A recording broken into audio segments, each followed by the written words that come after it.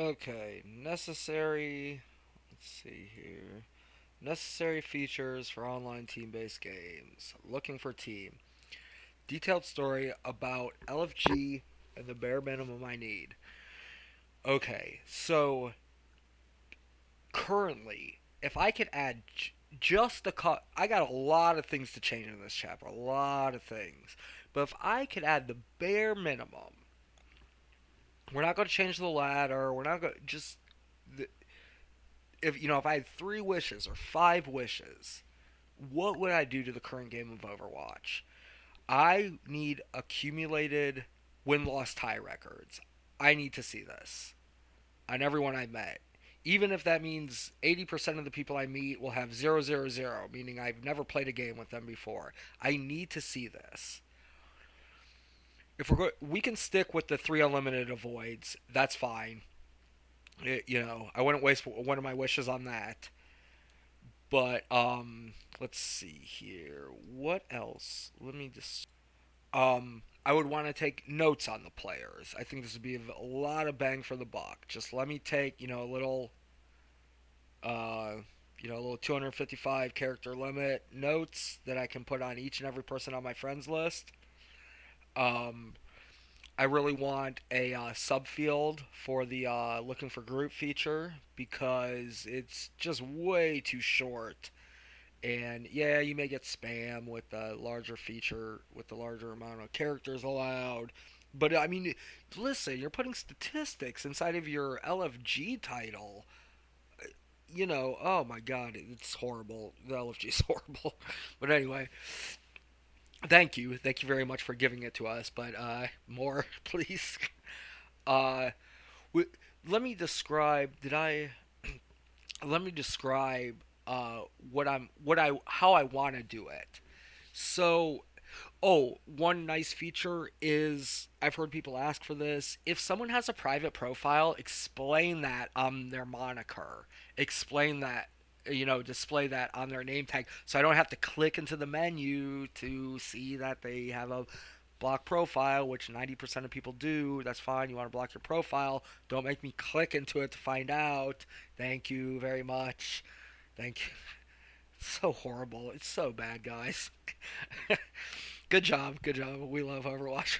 But anyway, uh, let's see. So, how. I'll try to just explain what I. So, after a match, here's how I would like it to work with the bare minimum. After a match that I've won, if I lose a match, I don't even really care to look at your profile, but I've won a match, right? So I want to see all 5 of my teammates. I want to see if they have private profiles, and if they don't, let's see.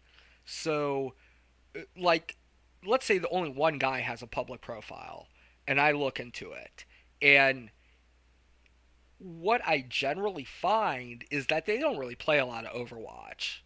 So I don't care about this person. We just won a game. I can't find anyone who plays a lot of Overwatch on my winning team. And okay, fine, on to the next one. But let's say I do find one, two, three, 4, or 5 people who play a lot of Overwatch and I have just won a game with. I want to send them an invite. And what a lot of people think about the friends list is that we're going to start playing a whole bunch of games. No, no, no. The way I want to play Overwatch is when I log on, I want a list of people who I want on my team. This list needs to be 30 or 40 people long, right? So that when I do log on, there's a random chance that 5 of them will be available for um, to be invited to a game. Also, I'd like to see how long, if they are in a game, how long their time has elapsed, so I know if I can hang around. I should have wrote this all down. The steps I would take with minimum QOL. But yeah, so I want to send them a friend invite, and you're not allowed to whisper people who aren't your friends. So I need to send them a friend invite detailing them why I'm sending them a friend invite, because they may think I'm ready to play another game. This is not the case, and then each time I have to explain. No, I'm just putting you on my friends list so that I can invite you to a later date. Well, what comp are we? We're not running a certain comp or nothing. I'm just inviting you because you have a lot of Overwatch playtime and I just won a game with you and I'd like to try for another match. This type of thing is needed before we become bosom buddies and friends. I need to ensure that I want you on my team first, and then maybe a friendship can grow out of that. Now, I'm a little bit older, right? So kids who play 6 hours a day have no trouble finding friends. And even if they lose 10 games in a row, they're just playing with their friends and they're having a great time. This what I'm describing here is not beneficial to these types of people. I am I'm trying to benefit myself. And what I want is a list of people who I want on my team. And the bare minimum I need is what I just described. So, right? So I think that describes we'll get into it more later, but I hope you understand what I'm trying to get at there. All right, looking for team. You need a locker room to play soccer. You need a chalkboard to play soccer. Overwatch is a game for six friends, not six strangers.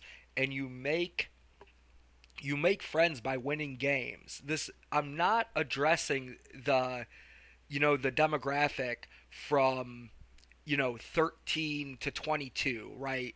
These people are online. This is even more relevant uh, when Overwatch came out, 3, 4 years ago when it was really popular. You can find tons of friends and you get to play for hours on end. Who cares, win, lose, or draw? You're having a great time. What I'm asking for here is not for those types of people. I'm talking about people like me who only play 1 or 2 games a night and maybe 10 on the weekends, right?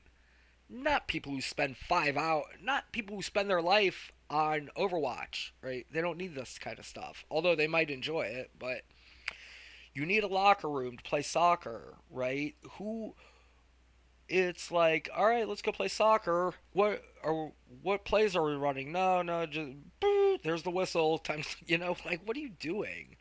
But anyway, first you play by the rules, then you win by the rules, then you change the rules. I think some lady pool player said this.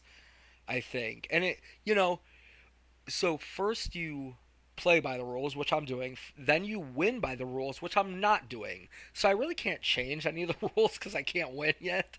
And like I said, I want to talk to Overwatch. I'd like to hear an OWL champ disapprove of some of the following ideas. This chapter is going to be kind of all over the place, and I really should draw up pictures to describe what I'm talking about. But I'll try to bull through this. See what happens. An LFT is a necessary. A looking for team is a necessity for online team-based games, but an auto matchmaker is not. While not necessary, an auto matchmaker is vital to online team-based games, right?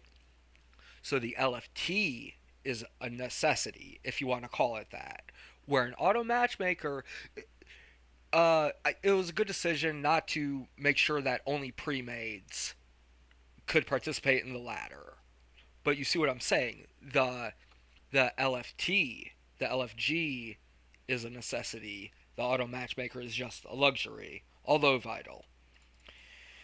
All right, so these are all the quality of life. Taking notes on friends. Anyway, I don't have to play with you to take a note on you. I can take a note on all 40 million accounts. I have a 255 character field that I can even draw in it or whatever. I don't know. Only reportable action is threats of violence or DDoSing, avoids, right? Like maybe you can report for cussing at people, but I can just avoid you. So I don't even know why you would have that report in the first place. For right now, I think it's okay to avoid opponents too. Right? Talk about this. 1v1 mirror, 32 v 32. Okay, 1v1 and 32v32. Hanzo, Genji, etc. Maybe use real elo because 1v1, not 2v2. Why make it able to hide this info? Auto. So all ladder information is public. Maybe you have to compete on the ladder to actually view it, which would be kind of stupid, but linebacker mini games. So the 1v1 ladder is very, very important to have those.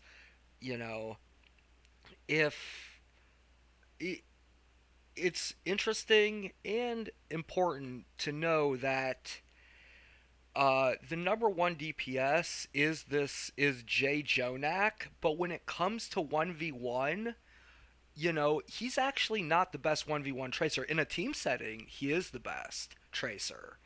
But, I don't know what I'm saying here, 32v32.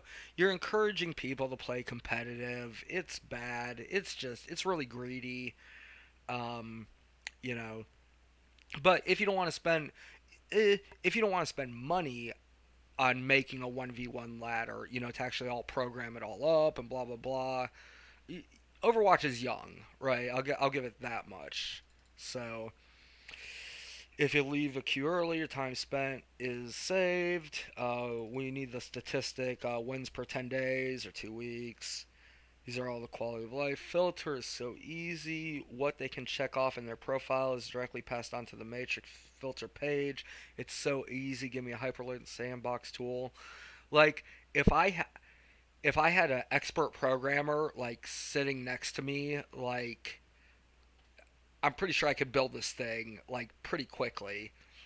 I could write it all down and that I mean, it would be maybe I couldn't do it quickly, but what I'm saying is not quickly. It's very simple. It's very to maybe the brunt work to actually like code it in is it's very laborious. But what I'm describing, this whole chapter is just very, very simple, and it perplexes me that not even an ounce of what I'm talking about is really available inside the client. So, show all games completed, but show people who entered queued and left. Maybe not. Yes, because yeah. So if someone enters queue and then leaves before the queue pops, like we that is recorded, or maybe not. I mean, you could get so fine grained into the statistics here, and if it's just a matter of money, then put it in. That's the whole purpose of this paper is like we have unlimited money. So I can understand why they may leave some things out, but cross platform cannot combine win loss draw accounts, can't combine skins on the X platform. You can play all platforms on a single account. You can create 5 accounts for each platform. It would be important to know which accounts have never been on the same team. Easy to see who's you will see unless someone play 2 accounts at the same time, or you have friends who play. Yeah, so I bet you currently Blizzard is aware of accounts that have never seen each other in the same match, because that's a good indication that the that's one owner, right? Because if the accounts are a certain age, obviously they would, you know, especially accounts that have a lot of playtime. If there's 2 accounts with tons of playtime and they never seen each other in a match, I'm sure Blizzard knows that it is one person owning both accounts, and they might know anyway through IP addresses. Like I don't know how that works. So, but here on cross-platform, I'm surprised I didn't mention that in the latter chapter. Cross-platform is allowed to compete. There's only one ladder now. Maybe we can have a separate ladder for the Xbox people and for the PlayStation people, but we get into keyboards if they can use keyboards and mouse and stuff. But the cross platformers should be allowed to play on the PC ladder if they so choose. And can I guess you can take your account. If I make an account on the PC, I can take it over and play on Xbox if I want. I don't see a problem there. If you and your group are running a LAN party, you can see each other's screen, and then you so shall also see the screens of in their UI. Think OWL, press F1 through like when I can see my friend's screen, I can also see his ability cooldowns. And if I'm allowed to see his ability cooldowns, then we can have add-ons, right?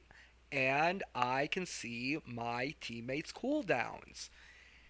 I can turn it on or off. People complain about screen clutter, but you can turn it on or off. Meaning that here on the right hand side of the screen, I have all five of my teammates' abilities, and I get to see if they're on cooldown or not. It, mm, I appreciate the artistic conception of Overwatch. No mini maps, no UI, no HUDs. It's really like bare bones. I get it. I get what they're trying to do, and I appreciate it. And it's pretty fresh and it's pretty cool. However, um, you're testing abilities that I don't deem fit to test. You know, keeping in your head if the enemy has ultimate or not is not a interesting ability to test. It's like gin rummy. You have to remember cards in the discard pile. Well, aren't I allowed to write down the cards in the discard? No, you can't do that. Well, we're having a contest to see who can well, I mean, that's bad. When the rule is that you're not allowed to draw on a piece of paper, that's just that's just competition for competition's sake. It doesn't, I got to find the right words to describe why I'm so opposed to that type of competition. But anyway, F3 shows teammates' ability cooldown, HUD, enemy ult predictor. Right, we want enemy ult predictor add-ons. We don't want to see. Jin Rummy's so stupid. So stupid. F3 shows ability cooldown, show groupie avoids, right? This is an important point that someone brought up to me a long time ago. With unlimited avoids, you need to be able to see the people in your group who they've avoided, because if they avoid a lot of people, you're going to get long queue times. But maybe not with the 12-minute max. But it's important to see. Plus all avoids for everyone, available on public ladder. Okay, we got show groupie avoids, see teammate avoids, right? All 100% transparent. So important, so important. Anything that touches the ladder, I can see, right? Including how it works, everything that affects the ladder, and everything that happened to the ladder. It's public. We have unlimited money, right? We can make the UI as complete as possible. HUD and player icon and workshop sprays map editor, $30 player pack, reportable player icons. Yeah, so like I want to be able to draw my own player icon, right? And maybe I can buy some. Someone was talking about. Uh, I said this before, but people make their own skins, and that in a certain game, I don't know if it's Dota or Rocket League or I don't know, they let the community make the skins, and then the people, the artists, the community artists, sell it on in client, and they get a cut of the skins they sell. It's so nice, and Blizzard and Overwatch may seem elitist by not it's not grassroots by not doing this. And it's kind of corny when they let the artists sell the things. It's a little amateur, not so much professional. I understand this, and it may be a lot of money to implement from the get-go, but we have unlimited money, right? There's no good reason not to do it. That should be the theme of this. Find something there's a good reason not to do, right? Uh, so HUD, like I want to draw my own player icon profile, and obviously they're reportable, right? So on these ones, like Uh, avoiding. Would you avoid someone for a bad? I guess you could avoid someone, but then you would see them on the end. No, you. Hmm. I don't know. Maybe voice chat is reportable. We don't want kids hearing all these cuss words and everything. But anyway, player icon sprays. If we can make our own sprays and then sell them for a little bit of cash on Overwatch, that'd be pretty sweet. You need to have a field on your profile where you can type and draw anything. Everyone is their own guild example. Yeah, so like I want like a little advertisement box. Think 255 character max, right? This is bits and bytes, right? 255 is a square number, or is it 256? Um, you need to have a field. I need on my player profile. There should be. Maybe I should be able to write a whole paragraph. Maybe I should be able to put a picture of me and my girlfriend, up on my player profile, right? It should be like a little. It should be like MySpace, right? But not something too extravagant. Just something where you could write, this is what I want to use it for. I'm usually on Friday evenings looking for plat tracers. Watch me on Twitch. Here's my Twitch, right? Anytime you click on someone's player profile, you should be able to see this kind of stuff that they put in there. Um, no, or you can leave it blank. Maybe this is a good reason to have reportable voice comms because like you don't want people like putting all this profanity in there kind of thing. Maybe you should be able to report that kind of stuff. But uh, I'm telling you why top 500 stats and replays need to be unblocked so noobs can learn with no add-ons. Right, like I want to be able to watch GM replays, not GM Twitch broadcasts, like replays where I can control the camera. Right, and that's why you need to unlock stats and have, you know, if it money is a concern, and so you can't record every single game that happened on the ladder and save it for a week. Maybe but you could for the top 10%, for the maybe the top 500 all replays are viewable. But check this out. Everybody has ten replays saved to their profiles already. So why can't I view those? I can. They just have to give me the code, right? So basically, you can watch every game on the ladder so long as a new patch hasn't come out or, you know, like basically currently you can watch every game that's ever played on the ladder as long as as long as it's not a week old, practically. But anyway, why just open it up? Just if you have a private profile, then I can't watch your replays, fine.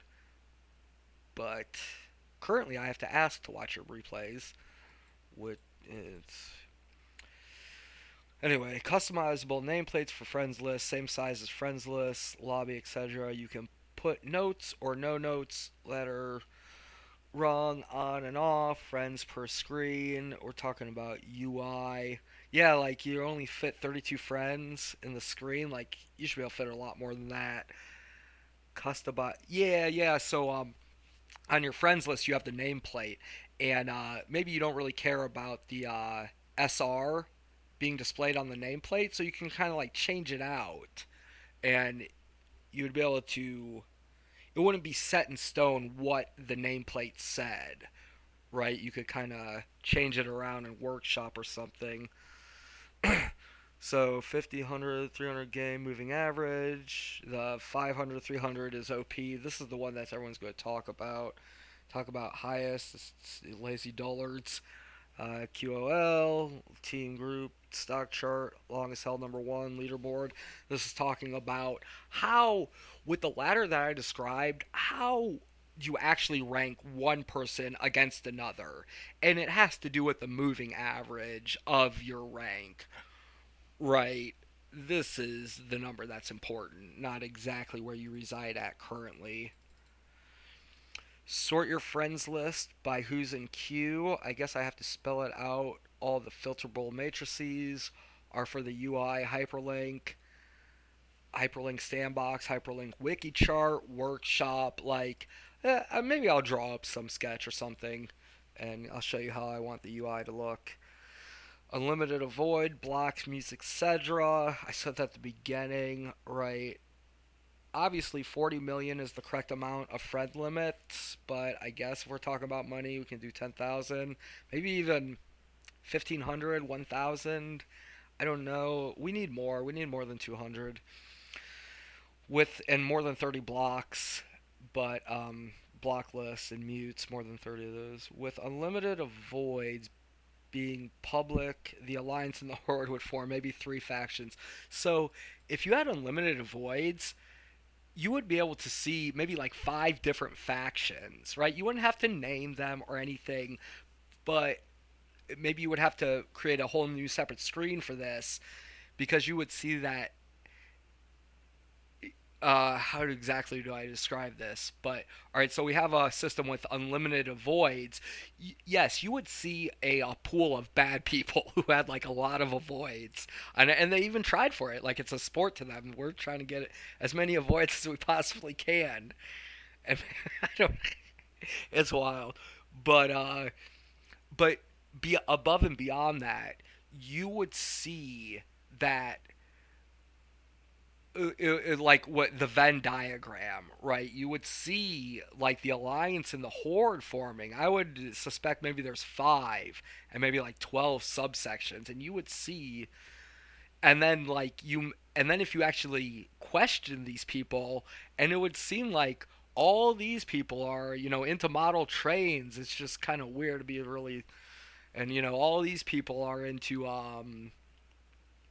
you know uh like what is it, um war games, or something. You'd be able to divide the people up among their common interests. It'd be fun. Obviously, you couldn't question all these people. You'd never be able to find out for sure. But maybe the factions, you would actually see some underlying traits that are common amongst the avoids. I think you understand what I'm trying to say, but can't watch live games in ladder. Only way to cheat is see others people spy. That's why friends list. Yeah, so you can watch the replays in ladders, but you can't watch live games in ladders, right? Because then you could have a friend watching the enemies through the eyes of that and stuff.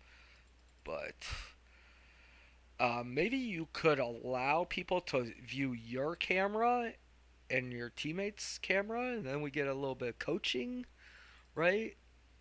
Maybe. There would be, when we're talking about this type of team game, we're talking about spies and espionage, and it's important to consider. But for the sake of this discussion right now, you just can't watch games live in client. All right, forfeit button. Talk about NFL forfeit. No forfeit button because you can just leave. So technically there should be a forfeit button, but you're just allowed to leave the games and people can avoid you, so there's no forfeit button needed. Talk about NFL forfeit. You will, if you play in the NFL and your coach says, "All right, it's halftime, right?" Or let the more this is what's bad for the safety of the NFL people. There's 2 minutes left in the game. You're down by 3 touchdowns, 4 touchdowns, five touchdowns, and you're not allowed to walk off the field. That is detrimental for the safety of the NFL players. At any point, the coach should be allowed to say, "We concede the game, goodbye," and you're not allowed to do this. You will be fined by the commissioner of the NFL. This is dangerous, right? So, and it's against. I keep looking for the right word for fair competition. Both teams aren't allowed to forfeit, so it's fair competition, for lack of a better term. But if you don't allow people to forfeit a sporting contest, that's uh, I don't know. I don't know the word to describe it, but I wouldn't do that if I ran the NFL. How many last games? Maybe there would be a contract where if the team forfeits, then you get a certain amount of your ticket sales back or something like, and you're allowed to, but you got to pay. I don't know how it works, but anyway, how many last games does Blizz store for you? Right. So if money wasn't a big factor, right? We got Microsoft. They bought us out. Like currently, there's 10 replays. I think saving the whole season is too much, but I don't know. Ten's a little sparse. Do we save 30, 50, 100? I don't know. How many replays do we save? You can make your game live broadcast. I guess if everyone has matches set to public, you yes, you're always allowed to right, you're allowed to broadcast your game on Twitch, so you should be allowed to broadcast it in client. Um the top streamers, they don't put delays on their, and this is not like poker where if you could see your opponent's hand, then that means a lot. Whereas, yeah, if you can see your enemy through your enemy's eyes, that's a big advantage, but not as the same like poker, you know what I mean? So you in my game of Overwatch, you would always have the ability to broadcast your game in client. I'm looking through the top 500. I want to check out this. Overwatch is never shown on Twitch. It is shown in client with commercials. Okay. All right, we need a chalkboard. Again, with some paint tools, X's and O's, and lines and circles and colors, and RBG shapes too. Yeah, rated battlegrounds, how they got the star and the square and the diamond and all that stuff. Like, give us a chalkboard. You can draw on the screen. You can, everything, right? I think you know what I want in this kind of thing, right? What I'm saying is you can draw on the chalkboard and you can draw on the screen. You can mark. I have one in here where if there was an add-on, I want a marker on the last guy I hit. And I want my teammates to be able to see this marker. Meaning that if we all hit the same enemy last, there would be 6 markers on top of that enemy, right? It's kind of like a shot caller, computer assisted. So we're able to afford people this quality of life because I'm allowed to say over comms, I hit Ryan last, I hit Reinhardt last, I hit Reinhardt last. And if I'm allowed to say that, then it stands to reason that I'm allowed to show that. Right? Why is my communication limited to voice?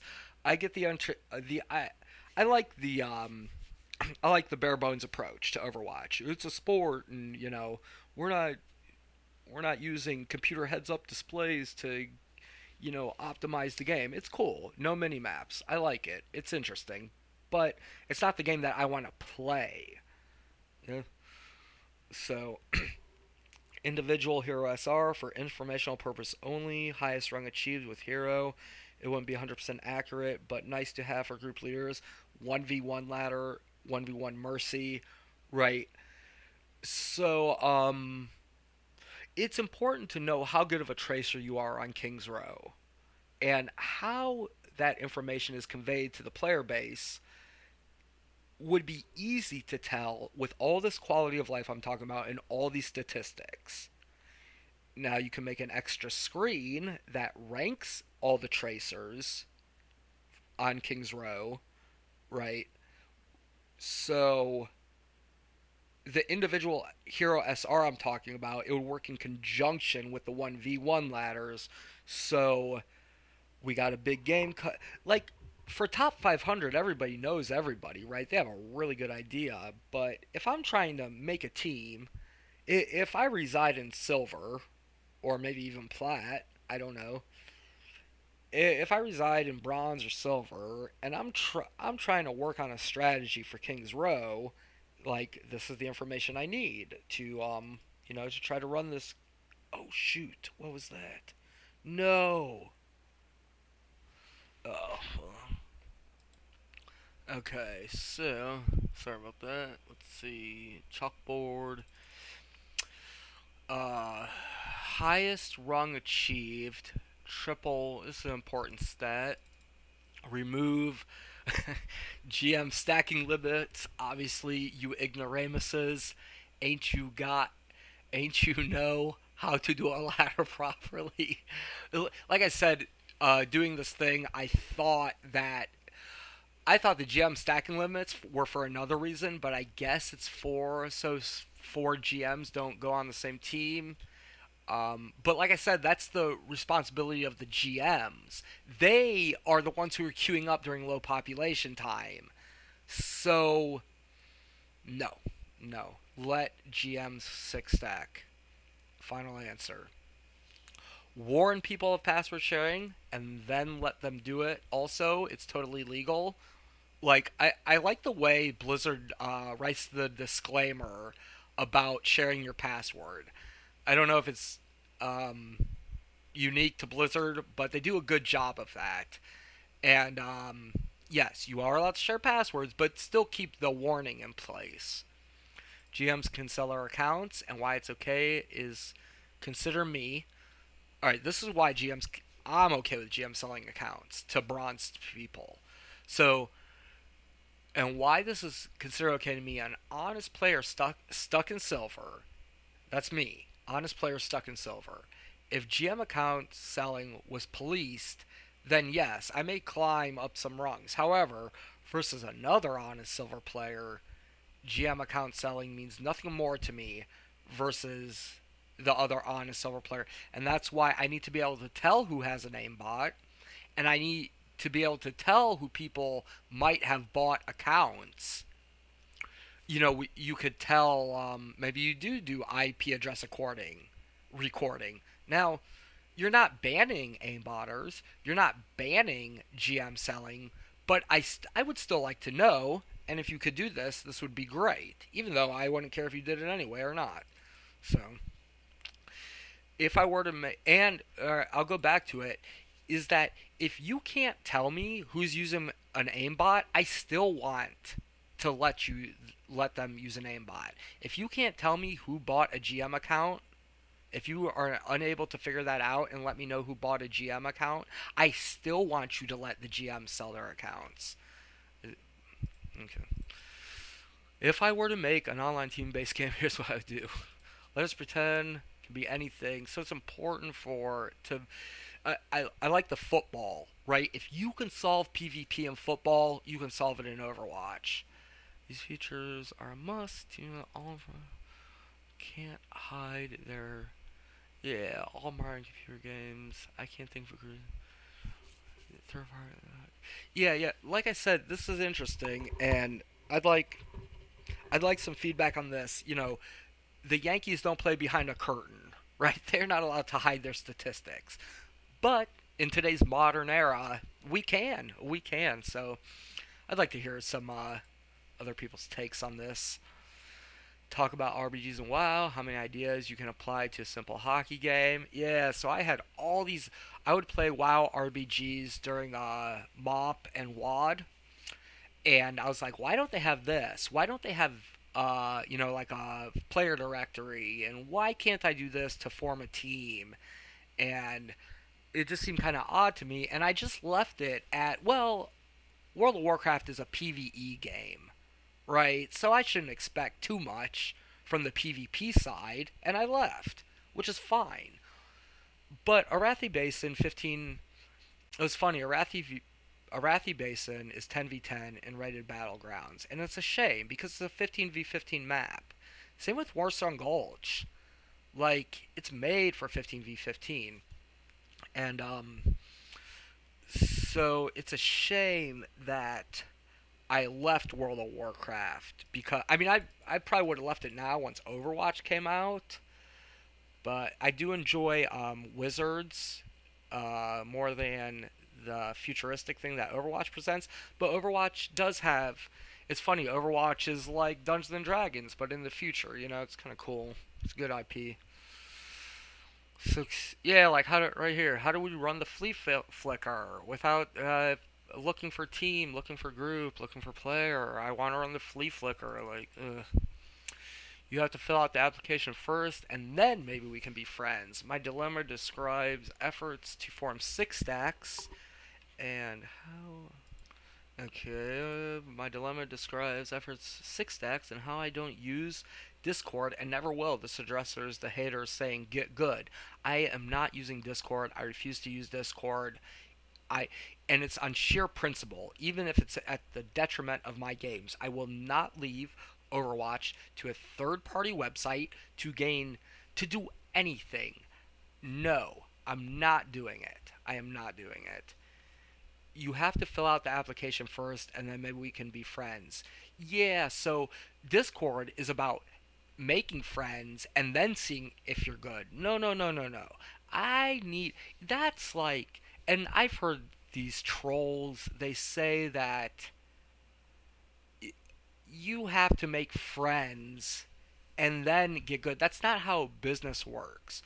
You turn in an application, then you get hired, and then maybe you become friends.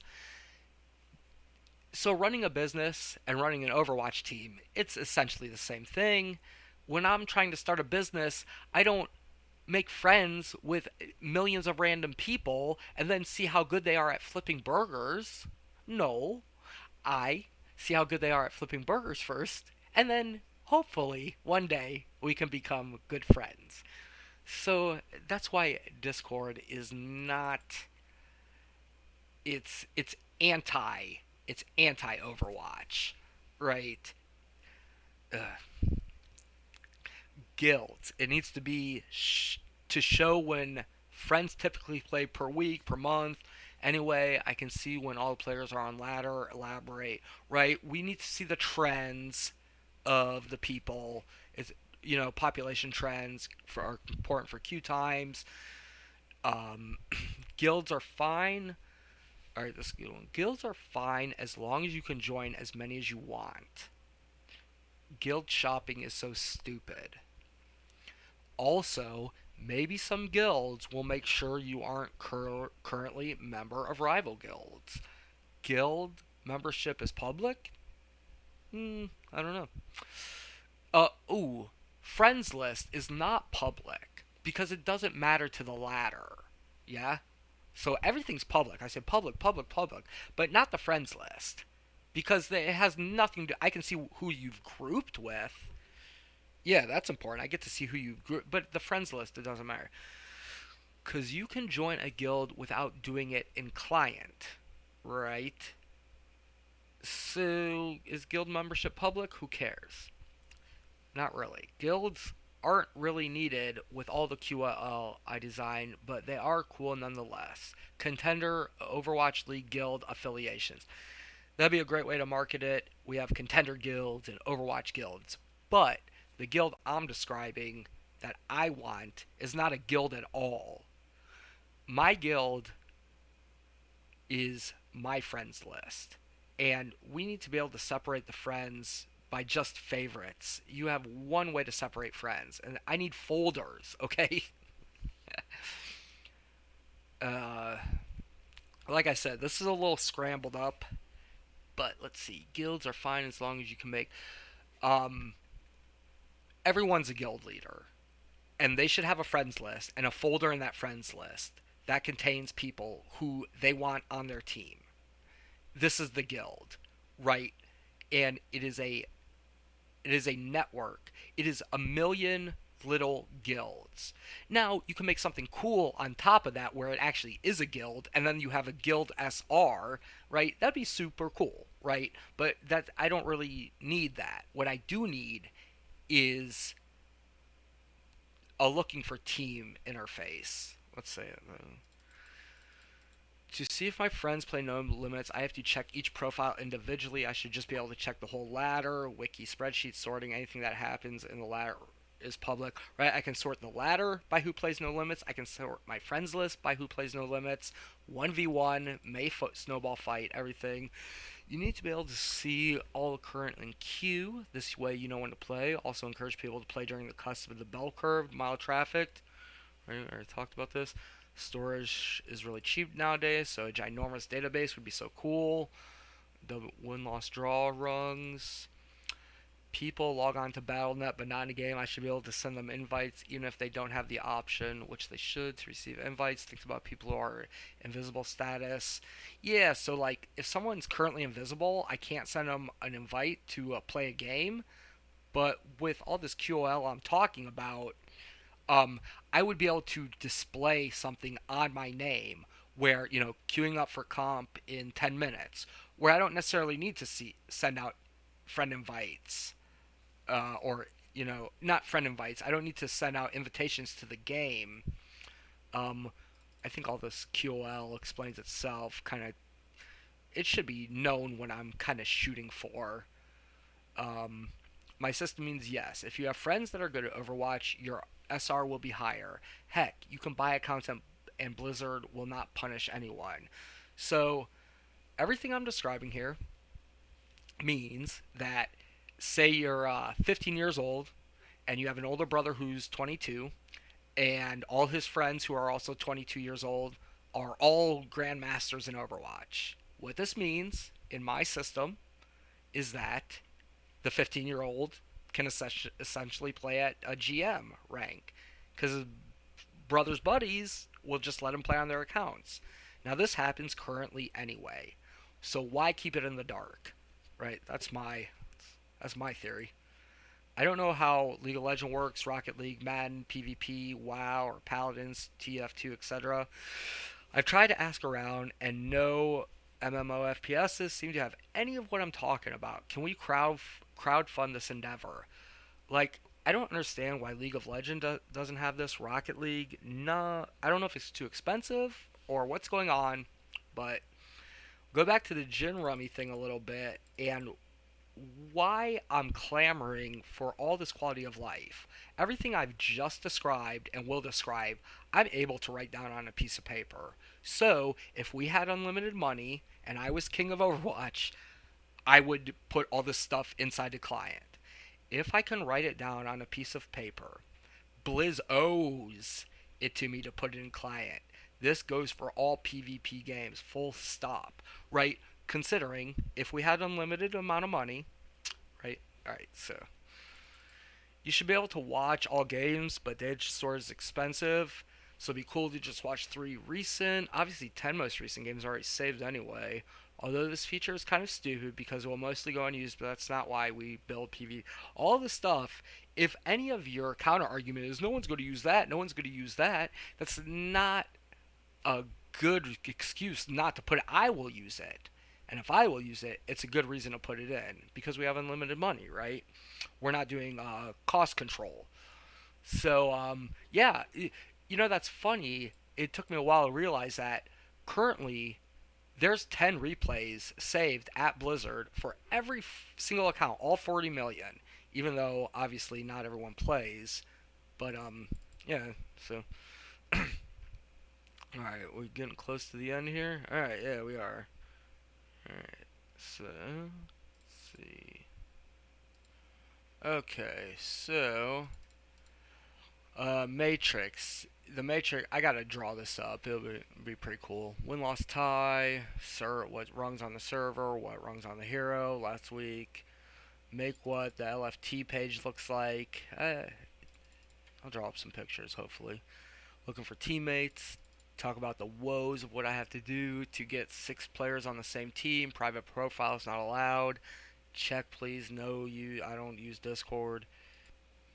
Last 10 replays viewable on everyone's account, although technically you should be able to view all ladder games.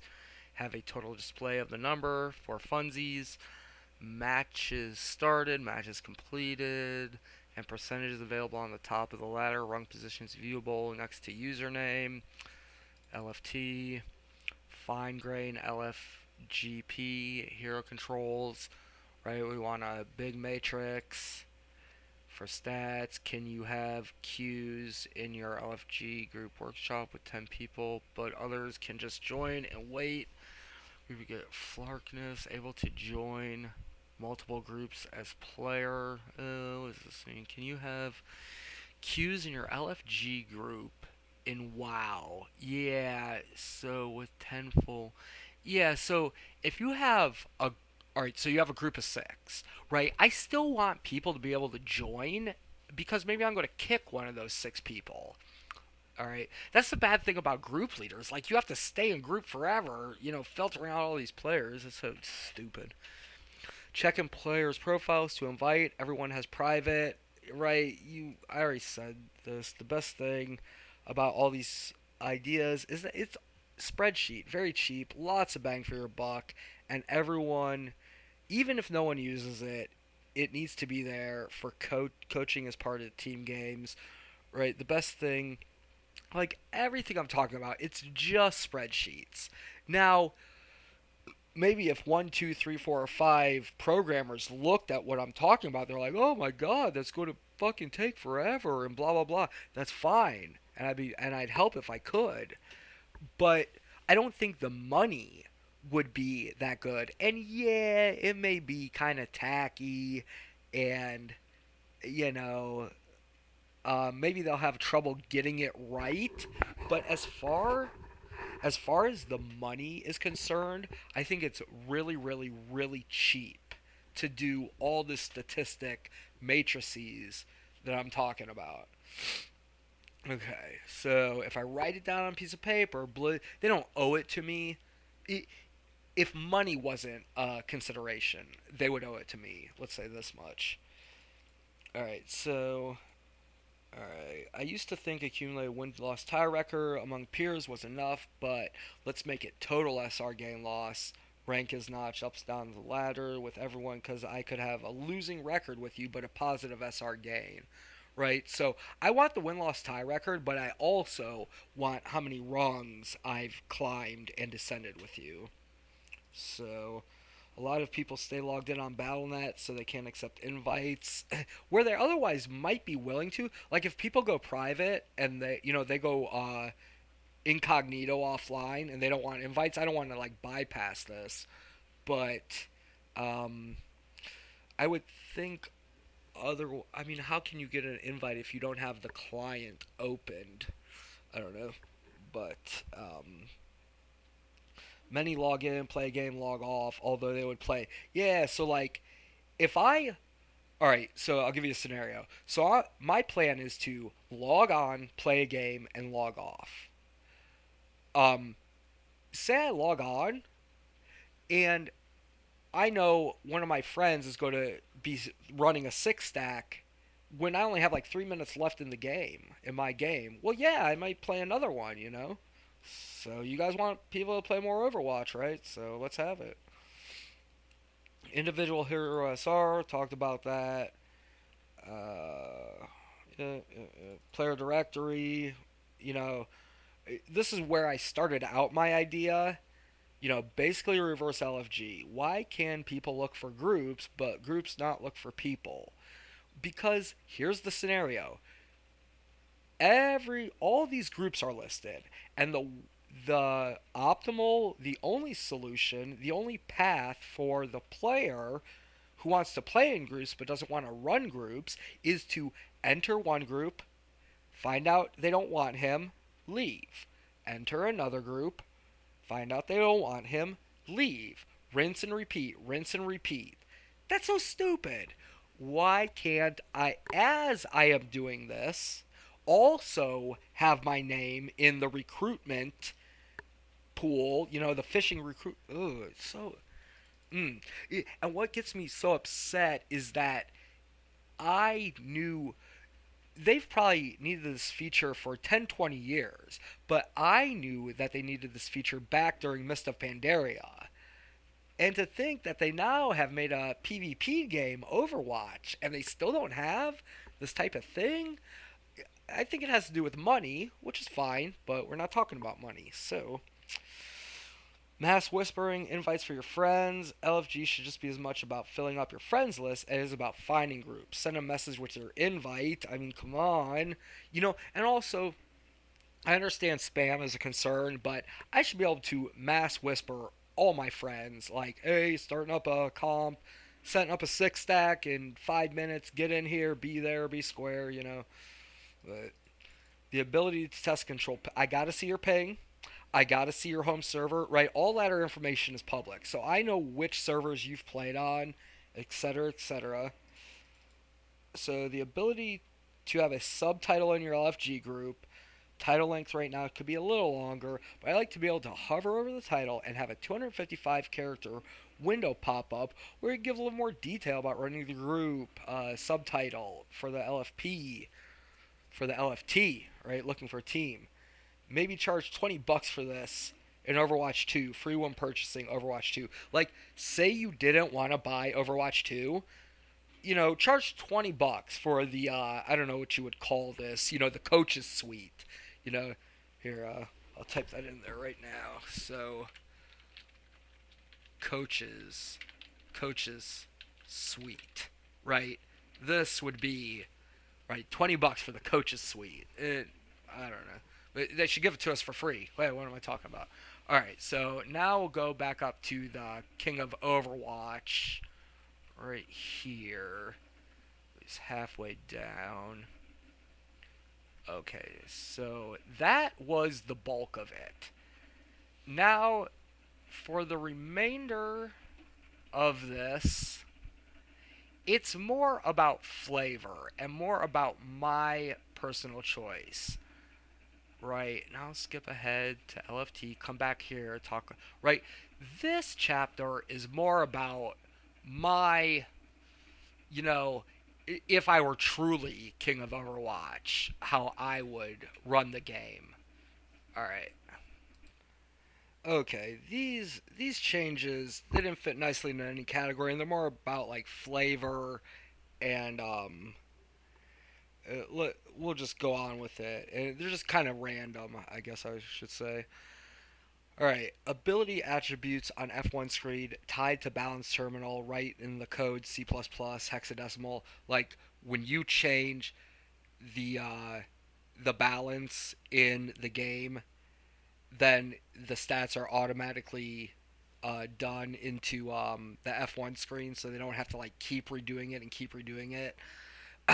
you know, so it says, right, I didn't mention this, and we've been crying for this for a long time. When you hit F1, we need to see the fall-off damage on Soldier 76 and how many hit points Reinhardt has and how many his shield has and how much regen per second.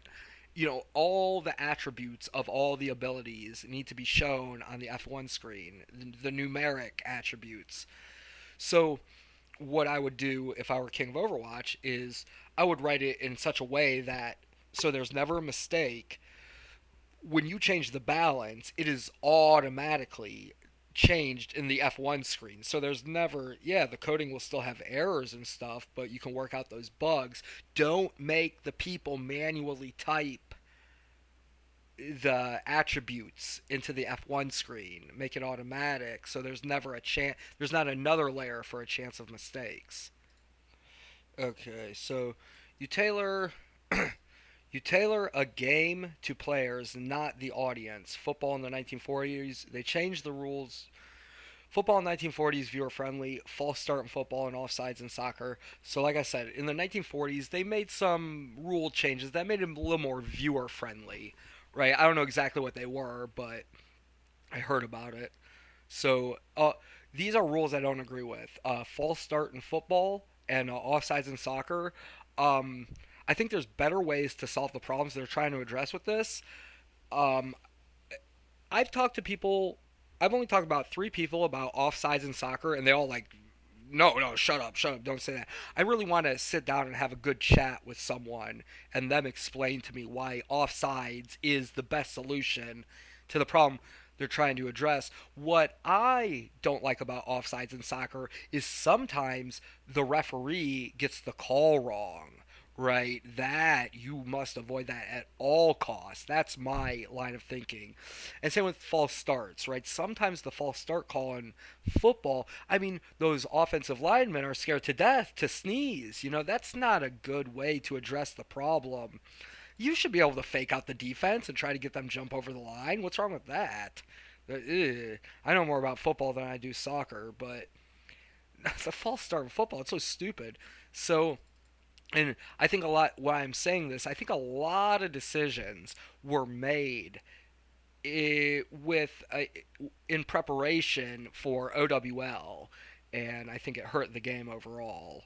But maybe not hurt the audience, right? Even though no one's fucking watching OWL, right? Many of my I don't know how well OWL is doing. It'd be interesting 10 years from now if let's see what Microsoft does. Maybe I'm wrong. I don't know. Many of my ideas you can toggle off and on in the menu. I hope these toggleables are obvious, right? A lot of the things I'm saying, obviously, you can turn on and off. Keybind, uh, okay, keybind menu bugs have existed since WoW. I'm sure a lot of difficult work though.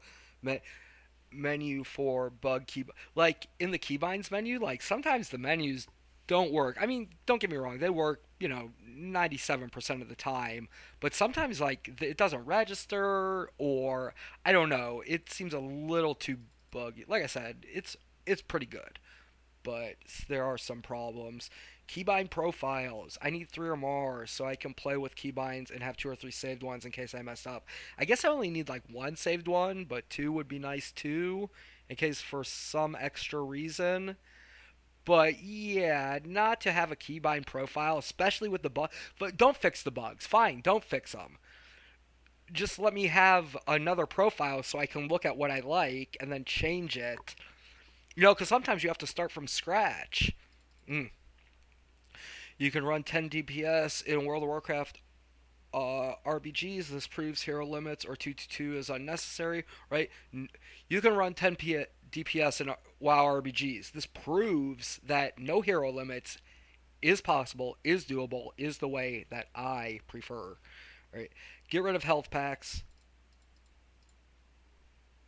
All heroes auto heal slower than Mercy is the way to go, my humble. Even Reinhardt auto heals. Everyone auto heals, and it doesn't matter. You don't have to not be hit for 2 seconds in a row for the auto heal to start.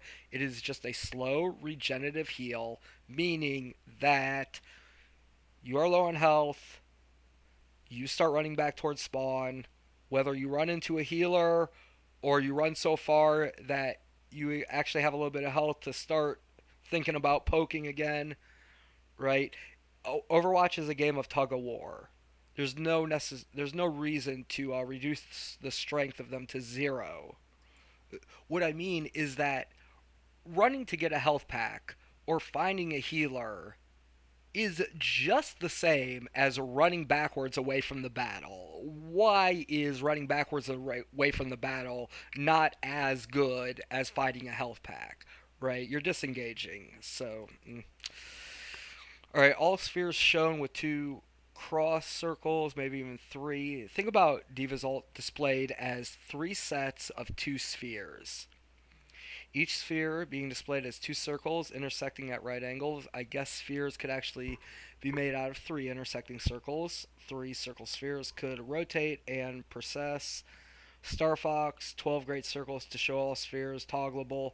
Like, I saw the hitboxes in, no, no. Yeah, I saw the hitboxes in Karq's video. They were rounded. I thought there would be more like a Star Fox shape, even though I had seen them before. But yeah, I guess I'm thinking about the programming, brute strength to program spheres as opposed to like truncated icosahedrons. So, think about Farah's rocket, right? I don't want to see the graphic. I want to see the circle. I want to see the sphere, right? So if it's easy to show as a truncated icosahedron or a sphere, that's fine. But if it reduces computer power just to show like three circles that make up the sphere, kind of deal.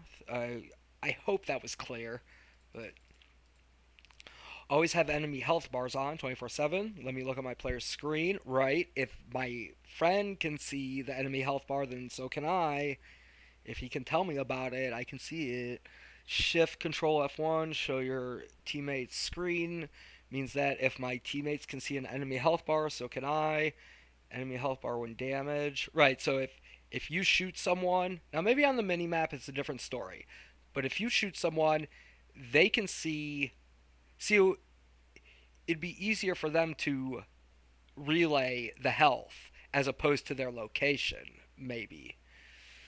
This may be more of a flavor decision, but yeah, I can see enemy health bars, but I can't see their location on the mini map. That's after being hit, right? Because I know in Halo, if you hit someone, it shows up. I don't like that. But all right, anyway, always have any health bars 24/7. Auto last damage, damage markers, 6 markers. Shot call UI, star circle. Talked about that. UI gives Twitch streamers the 12. Oh, right, I'm watching Twitch streamers and I want the HUD like I see in OWL. Let me see that. 12-man HUD, maybe show enemy health bars. Wahaha.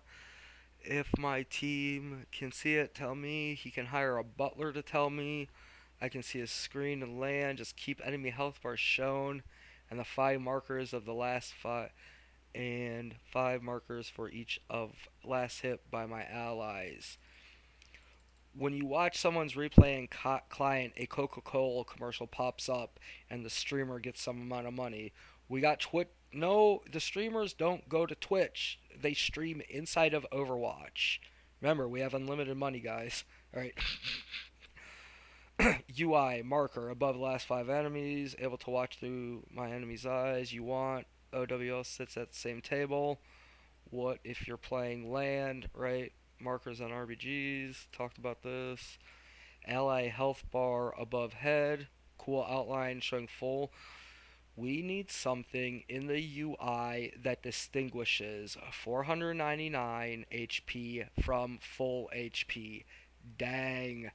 Oh, or need super slow auto. Right, if you had super slow auto heal like I described for all the heroes, then 499 health wouldn't matter, right? Because they would just kind of like heal up themselves. However, without auto heal for all the players, then I need a certain UI marker because topping off is such a stupid mechanic for a game like Overwatch. But if you're going to make us top off, at least give us a UI marker for it because you can't tell when Reinhardt is 499 as a.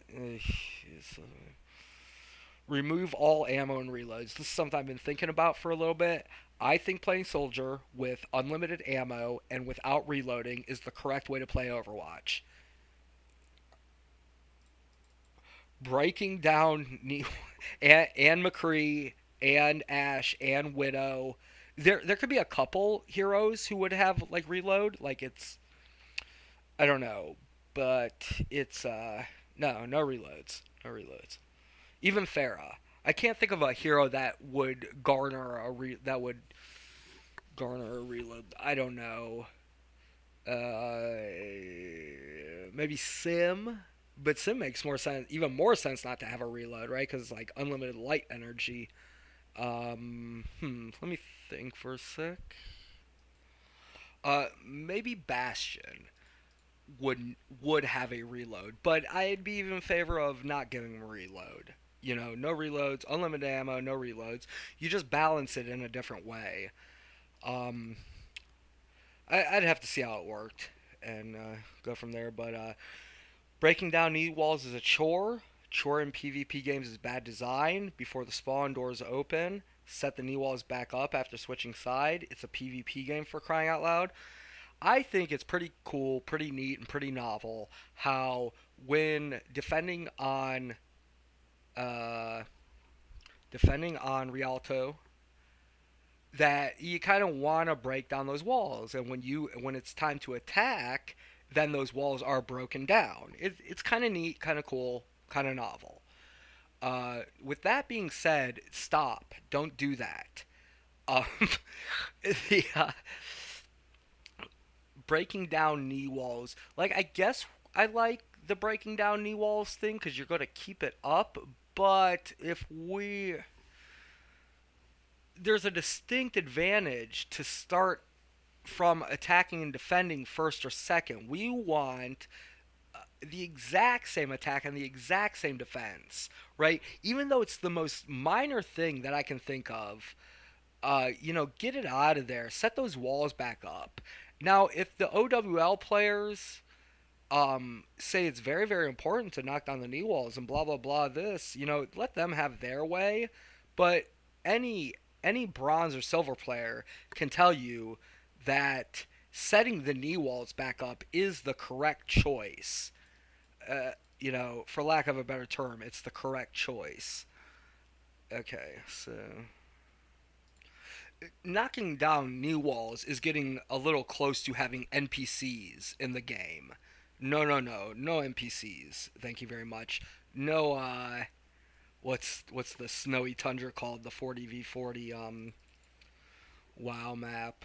Not a. I don't know. I never. Everyone loved it, right? No NPCs. No NPCs. No NPCs in PvP. Okay.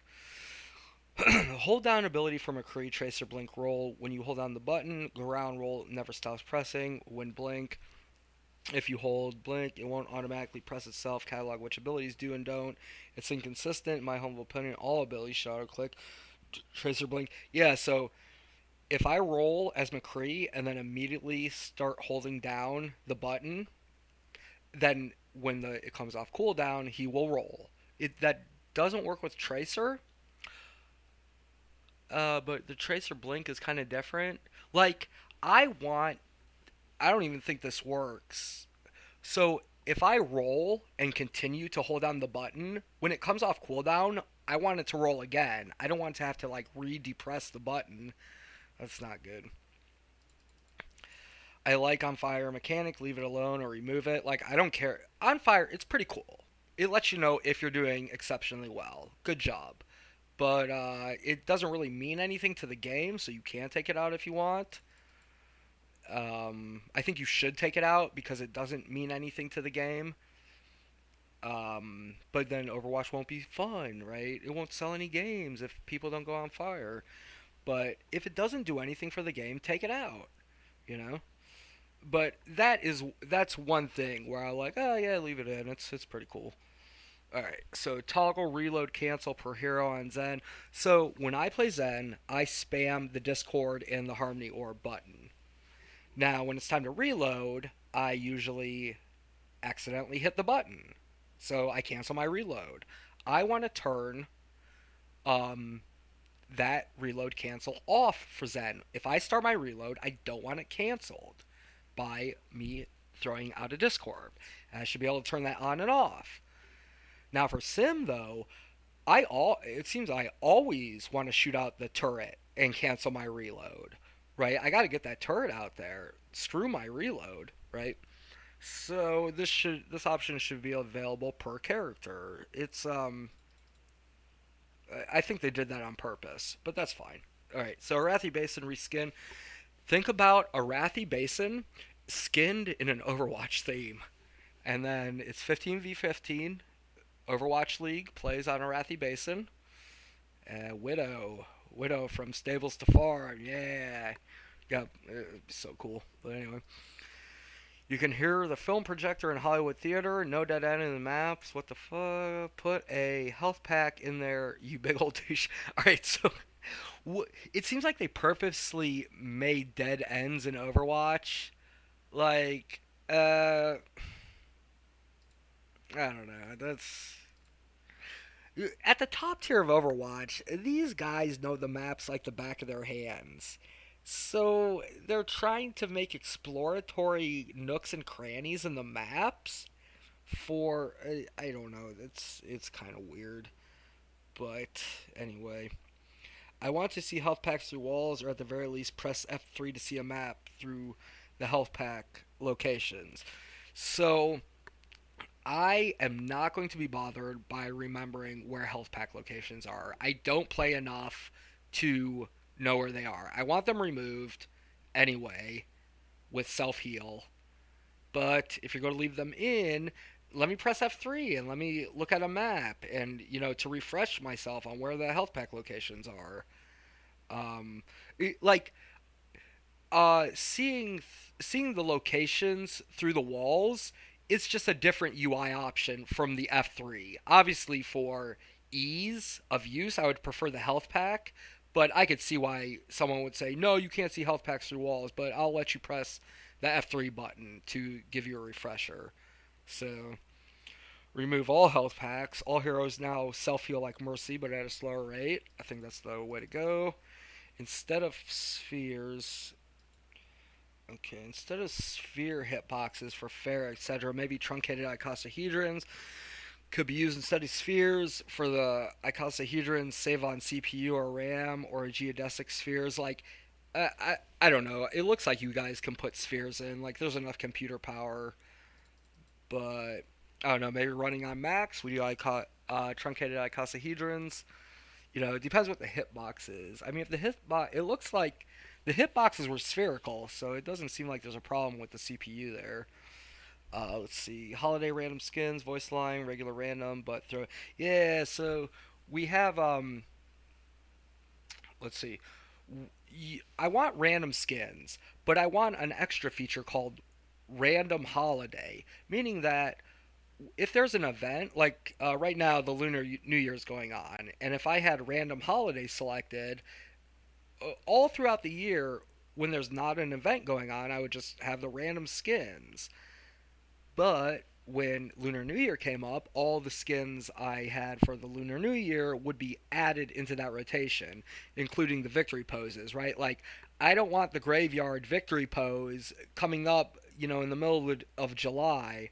I don't want the Lunar New Year skin coming up, you know, in the middle of July, right? So, it'd be kind of cool. Add star by forever emotes dancing etc moving spray. Yeah, so there's animated sprays and filters. Please balls 8 skin makes pool break sound when all it's the skin name should have a star by it.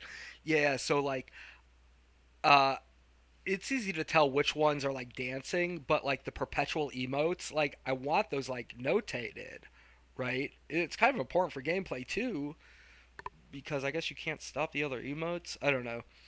But an 8 ball skin, right? If it fundamentally changes something about the sound, right, or the visual, I like the visual that matters. I don't care if a soldier's his health pack turns into a beer can. It doesn't affect the game. I think you should be able to break soldier's health pack anyway, but maybe not.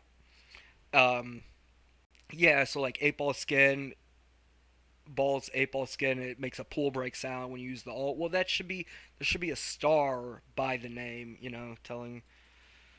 I think you understand what I'm saying. Make 8 ball Hammond all black. Yeah, come on. Let him be 15 object. What if there's like 16? Oh yeah, get a marble Hammond skin. Like the 8 ball Hammond, it needs to be all black because that's what an 8 ball is. I love the Overwatch artists, but whoever made that decision, like they could have some seams in the outer shell, but it needs to be all black like an 8 ball.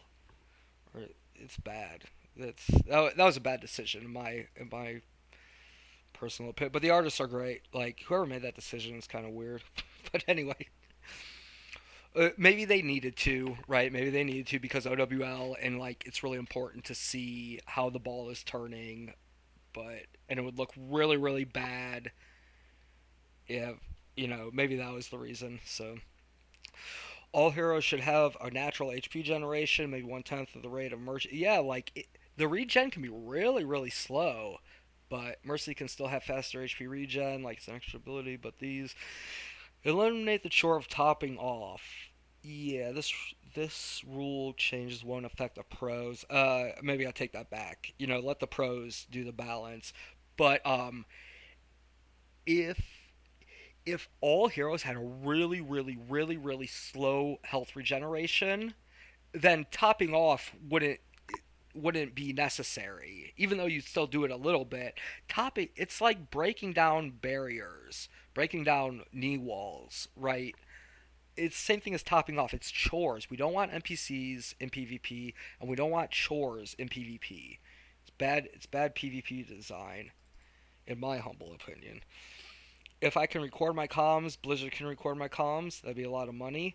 Um, I don't know exactly why I wrote this, but oh yeah, when you're watching replays, it would be nice to be. I'll write that down actually. Let's see, voice. Wait, we'll do comms in replay. Okay, yeah. So when I'm watching someone's replay or something like that, it'd be really nice to also hear the voice comms. Obviously, that would cost a lot of money, but give us respawn team button. Yeah. So what if Reinhardt had a button that killed his entire team? Right. This would be beneficial in bronze and silver because you could bring everyone back and start new and fresh on 2CP. But obviously the trolls, right? They would just keep killing the whole team. But we have unlimited avoids, right? So then I want a 6 o'clock, 8 o'clock, 4 o'clock button, meaning that I want to hit a certain button that I keybind, and it spins me 180 degrees, or it spins me 270 degrees, right? Instead of turning my mouse.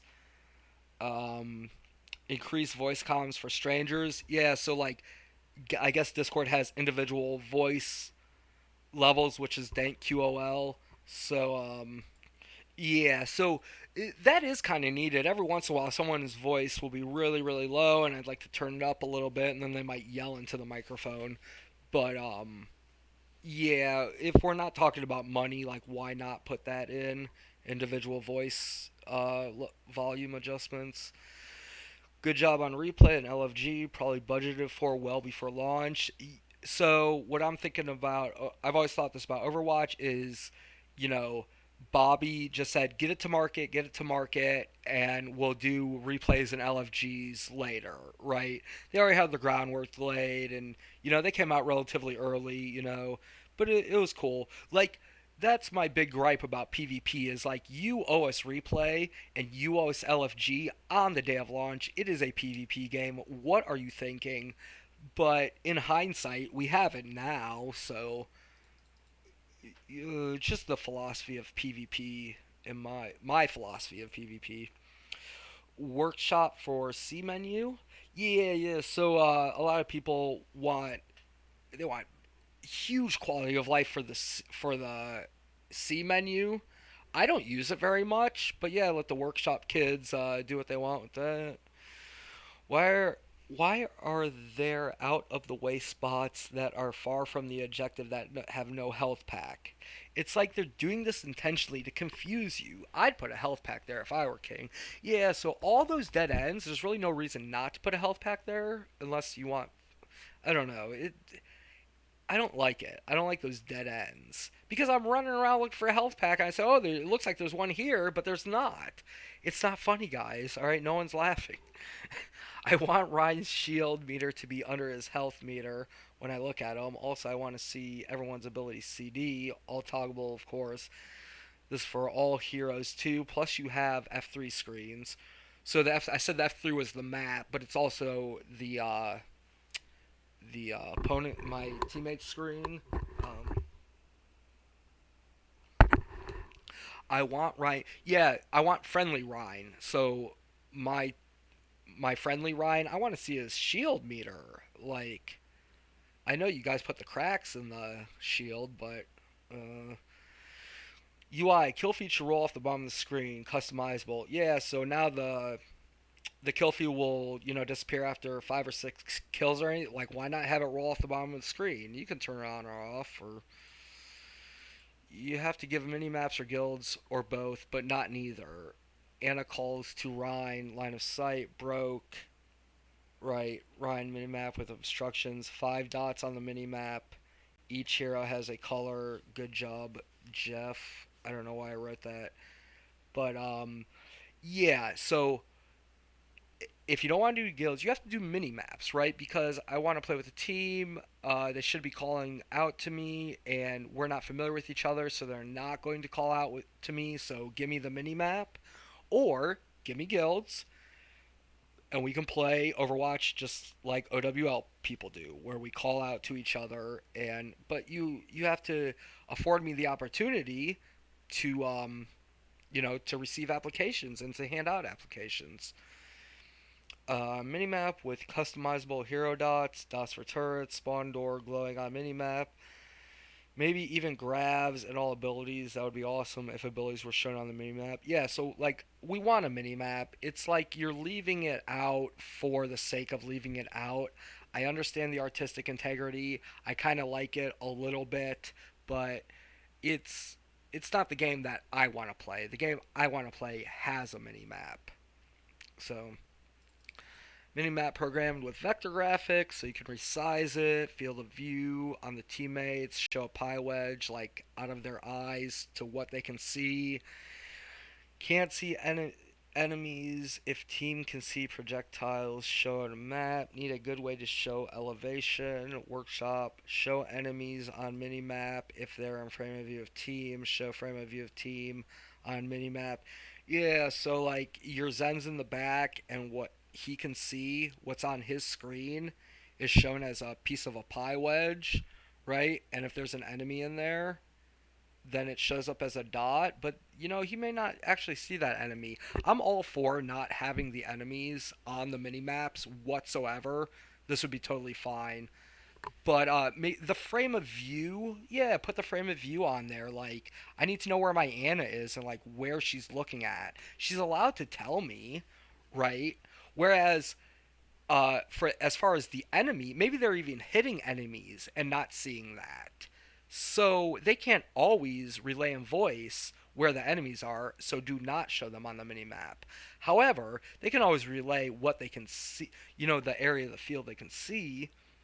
You Showing the pie wedge on the mini map isn't necessary, but at the very very least, I want a mini map and I want my 5 allies on it. And if they're and it represents a 40-meter circle, and if they're more than 40 meters away, they're on the circumference of the circle, right? So, like I said, I would take, even if the mini map had n- none of the terrain on it either. All the mini map was all if all the mini map was a circle with me in the middle and 5 dots, one for each of my teammates, I I would be elated. That would be very nice. Okay. So minimap with customized, yeah, show the turrets and everything. But like I said, if you don't want to, that's fine. Just the allies. Minimap program with vector, field of view. Did that. Show enemies on minimap. And nah, I don't. I think people who bring up complaints about mini maps would be able to meet in the middle if we didn't show the enemies on it. Audio death feedback. Overwatch 2 should have been there since launch. Minimap. Corpses shown on minimap unless instant respawns implemented. So yeah, they got the new feature in Overwatch 2 where if there's successive kills, the sound gets a little more higher in frequency. This is it's a good way to do a minimap without doing a minimap, so to speak. Yeah, because sometimes you charge in as Rhine and there's no one behind you, right? And yes, I know I can hit both mouse buttons at the same time. That's not what I'm complaining about. Because when you're holding a shield, it's easier to look behind you while holding a shield than it is to spin your mouse 180 degrees one way and then 180 degrees back. Okay, respawn Respawn portrait countdown should continue 10 seconds because spawn walk minimap. If no minimaps or nothing was added, I want the respawn hero portrait to continue 10 seconds after respawning, meaning the timer lasts a total of 20 seconds. Yeah, so, you know, after respawn, and I hit the tap screen, that player's icon looks no different if they're 200 meters away from me or if they're 10 meters away from me. So I'd want the timer to continue, meaning that they are walking back from respawn and they are far away from me most of the time. I want to be able to turn off textures and also see hitboxes. Star Fox graphics will open up audiences on lower end computers, especially in free to play.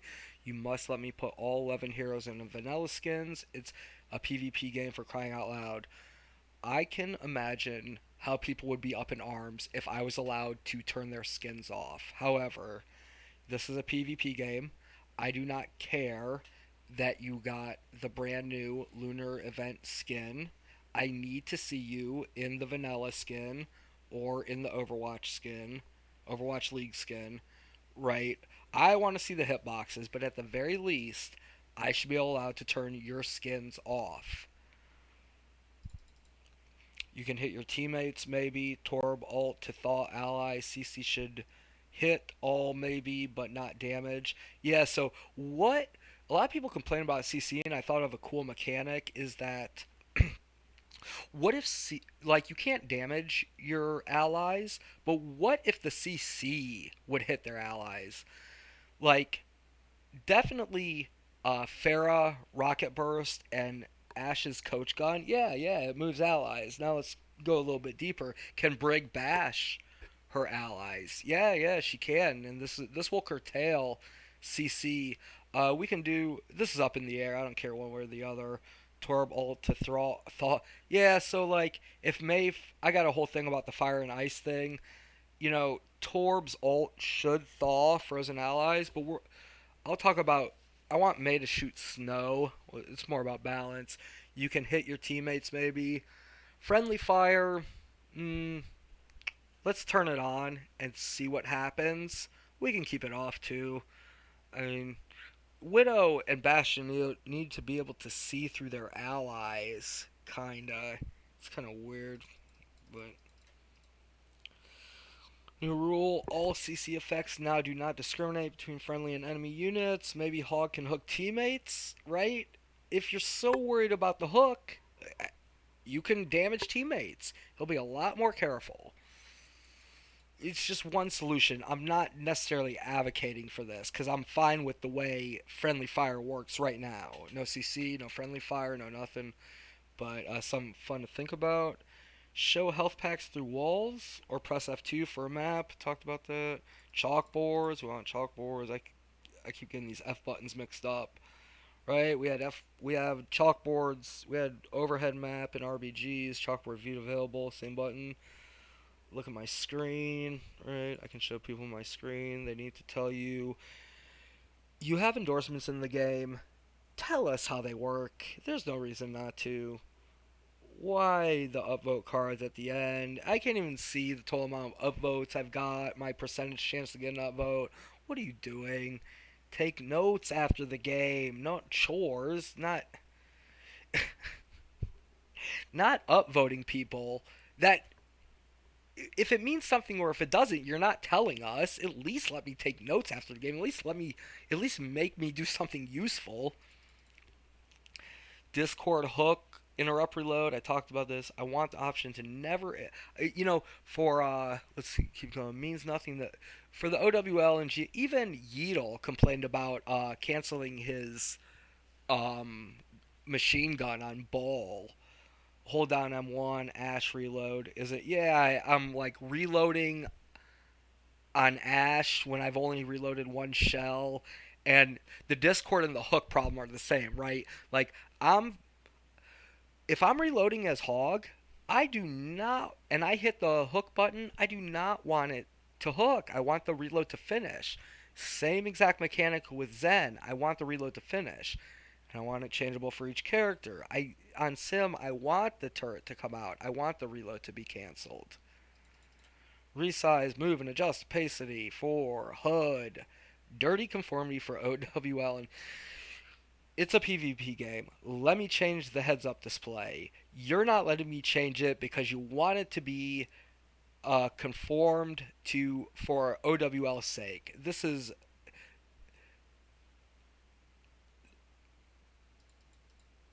why aren't there add-ons in Overwatch? You can't force feed us OWL, okay? Some things, some decisions in Overwatch and Overwatch League, I'm really amazed at the ingenuity and the thinking outside the box. However, it's not the game that I want to play. If not Star Fox hitbox graphics. At least let me put enemy and team in OWL or vanilla skins, right? I need to. You at least have to afford me the ability to put Tracer in the vanilla skin. I don't care if she has. I don't care what. I have to be able to put anybody in the vanilla skin. How is initial hero selected on the home screen? Why is it even there? If they're going to leave it, tell us the formula. I suggest player icons before pick. What I'm saying in here is like when I load up a game, a hero is already selected, like pre-selected. I wonder how that's chosen. Really, if you release the source code, we got no problems. But I don't understand the secrecy of PvP games. Audio feedback for Falloff Damage, low dull sound, high. So I want Falloff Damage removed because it's not real life. If you, if I shoot a gun from a pistol and it hits you 30 meters away, I'm sorry, yeah, 30 meters away or 330 meters away, like it's doing the same amount of damage, like parabolas and stuff. Um, Maybe a little less. I don't know exactly. Maybe someone could teach me about this. But if we're going to have fall off damage, um, what? Uh, this seems like an obvious solution that they should have from day one.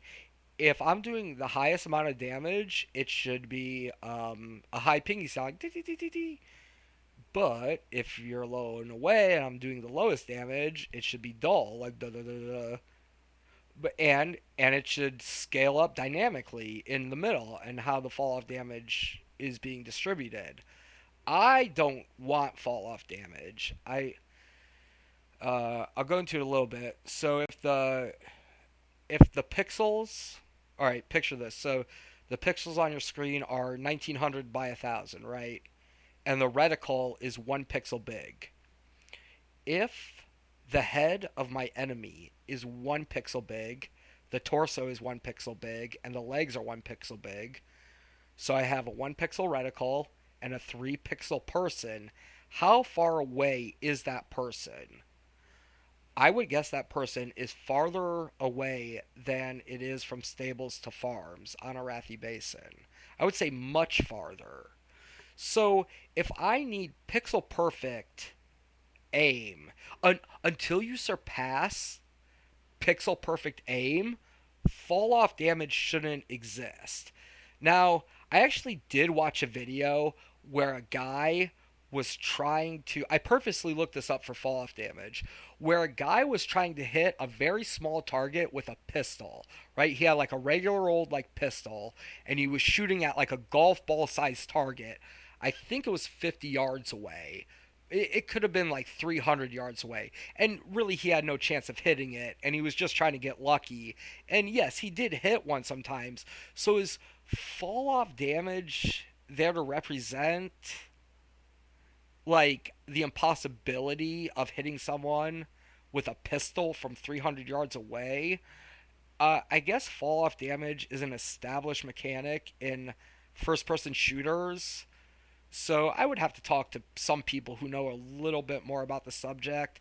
But yeah, short of getting rid of fall off damage, I think the audio feedback answer is quite obvious that it should be put into game. So, with that being said, Arathi Basin would need knee walls to protect Widow shots. Yeah, so if we have Arathi Basin with the Overwatch in the Overwatch League, right? You would have to like change the map a little bit because it's pretty wide open for Widow shots. Obviously, running from base to base, you're fair game. But splash weapons, Czar right click, Farah Junk should have circles for the splash, like Lucio, 3 spheres, like Star Fox, right? This is how we want it displayed, not with a stupid, silly little graphic. I want the actual circle on the actual ground and extending into the air as a sphere to show the hit detection. Okay, you get that? I need hitboxes.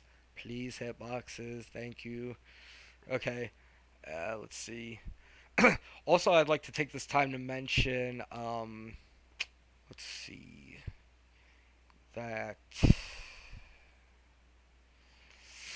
yeah, I want the CC. I want, I don't want Briggs CC to affect characters or Anna's Sleep Dart, but I want right click CC to affect my friends. If I can if I can rocket jump with Farah, or I can rocket jump with Junkrat's landmines, like my allies should also be able to do so. It doesn't make sense that it's either friendly fire or it's not. So Brig can't bash herself and Anna can't sleep herself, but Ashes can coach gun herself, meaning that Ash Ash's coach gun is a little bit different than Farah's right click, but I think you see what I mean. I think that Farah should see now. Farah's like that'd be a big nerf. Like if Farah had to pay attention to where her teammates were. Concussive blast, it's kind of cool, but like I don't know. Farah's kind of a lame character. Like, there's not much you can do with that archetype. Like, right? She's just like a flying rocket girl. And concussive blast and like barrage. We'll get more into balance later, but I think you understand what I'm saying about friendly fire and CC. So, we may talk about it a little bit more later. CTF. You have to walk your flag back, meaning that you can pick up your own flag at the start of the match. Warsong Gulch, 50-meter behind the flag. Okay, we'll talk about this. Okay, the proper rules of Capture the Flag I discovered or invented back when I would play Warsong Gulch in Mista Pandaria. And the proper way to run Capture the Flag is that ugh. So they changed the rules in Overwatch, and it's fine. Like you don't need that your flag on its own pedestal to actually have the capture. Um, but proper CTF, in my opinion, right? You need your flag at your base and the other flag at your base too to make a capture. So this will be tough to find after I'm done, but um, so when you when someone picks up your flag and you kill them and they drop the flag and you recapture it, it gets automatically sent back to spawn. I don't like this. This is a bad mechanic. You have to carry it back to spawn, meaning that you are essentially allowed to pick up your flag at the start of the match. Because to think that they have to pick it up first for you to have the opportunity to have the ability to pick it up, no, no, no. It's a false mechanic. So because if I have your flag and I run 20 yards, or if I run 150 yards, all you have to do is kill me and you get to send it back for free. Well, that's ridiculous. I should get more of a reward the farther I run it, and the way we do that is you have to run it back. So if this means that you're allowed to pick up your own flag, right? So what that does mean is that at the beginning of the match, someone on your team is going to pick up the flag and actually try to defend it. You can run it all over the base. There's no line. You can take the flag wherever you want. And you got to make sure that the map, there's no like good hiding spots, because that's not what Capture the Flag's about so much. I think Warsong Gulch and Twin Towers were perfect. There's no real like hiding spots or nothing like this. So the real the best rules for Capture the Flag, in my opinion, is you have to walk your flag back. It's a big old game of tug of war. That's all Overwatch is. That at least in payload maps, it's just a big tug of war. So meaning that you can pick up, and I don't know about the spawn. It was kind of weird how the spawns on Warsong Gulch were like in the middle of the map, kind of like off to the side. But let's see. No abilities drop the flag in I thought abilities dropped the flag in World of Warcraft. Flarkness, the streamer, he said so. Overwatch CTF, made by lazy people. So yeah, if that's what makes Lucio Lucio. And if Lucio can't, if he can't speed boost while holding the flag, then he's not Lucio anymore.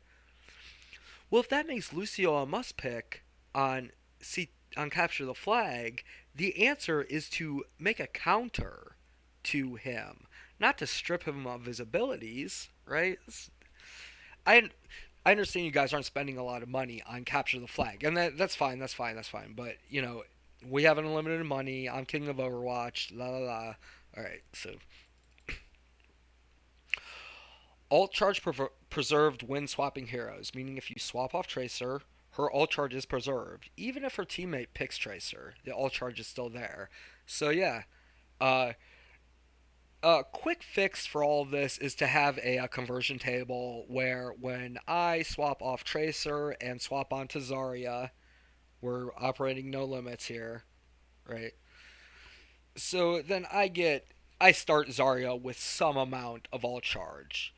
But I think an even better solution is if I swap off Tracer with 55% all charge, that is preserved on there. And if I swap off Tracer with 55% all charge and then the next person who dies selects Tracer, that all charge is there preserved.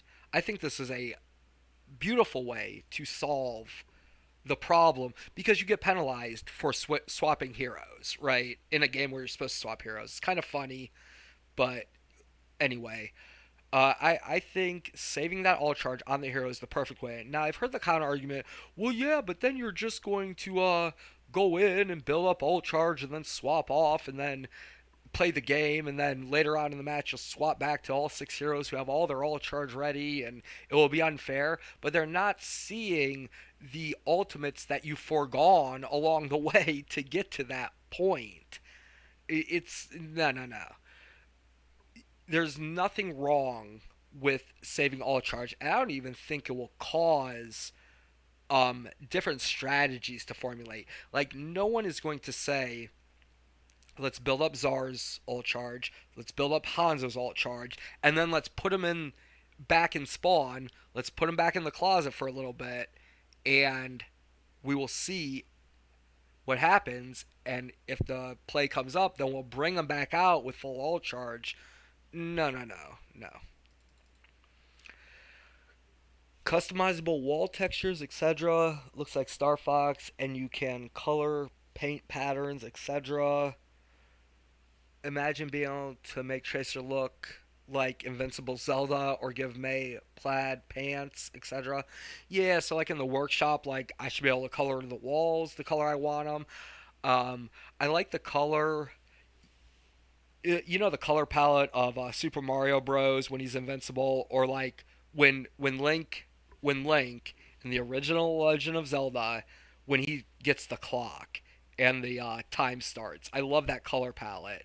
And you used to pause it when you were a kid, and you'd be Santa Claus, and then Peppermint Link, and then there'd be. I think that'd be a real cool skin for Tracer, and you could either all four of the stills, or like that's funny. There's no like flashing characters, like strobe like characters. That'd be kind of funny. Here's one where like I'm cussing at you guys pretty much. Um, the simplest thing: three avoid slots, fourth slot auto remove, oldest active avoid. Why is Blizzard so fucking lazy? I want to know how the company works. The cheapest, the simplest, the most obvious thing to do is, you know what I'm going to say. If you have three people avoided and you go to avoid your fourth, currently it will read an error message.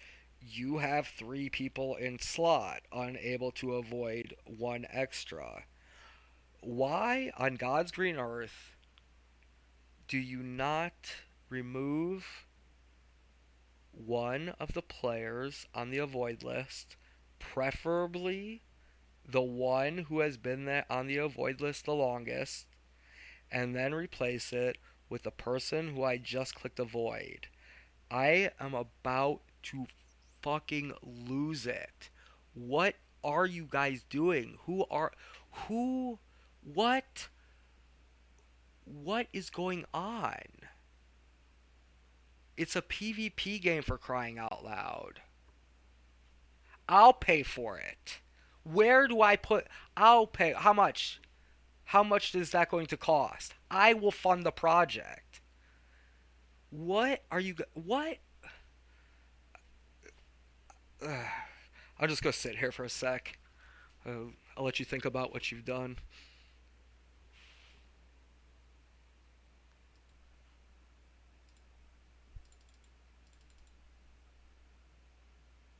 Arathi Basin never explained in client how respawns work.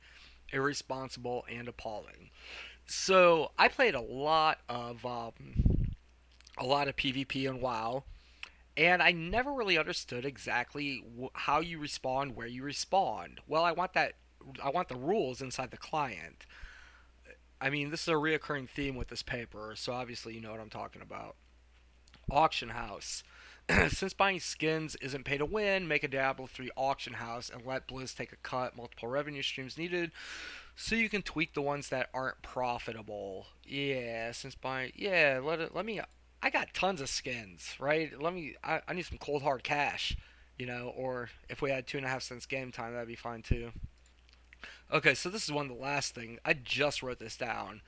You can't go sideways on skin selection menus. This is the kind of crap that gets me so mad. Let's say I want to check every skin of every hero. I have to go to the hero, then go to the skin menu.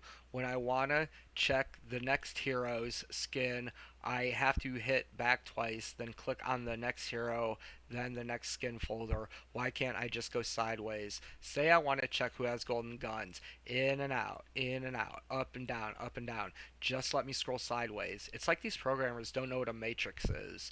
This is in the same vein as the friends list and the guilds. You make guilds with matrices. I am angry.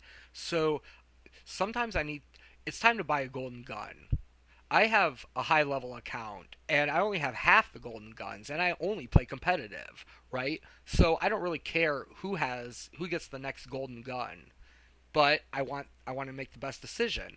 So to remind myself who has the golden gun, I have to go in and out, in and out, in and out, in and out, in and out. Why can't I just go to the golden gun menu and then scroll sideways on the heroes?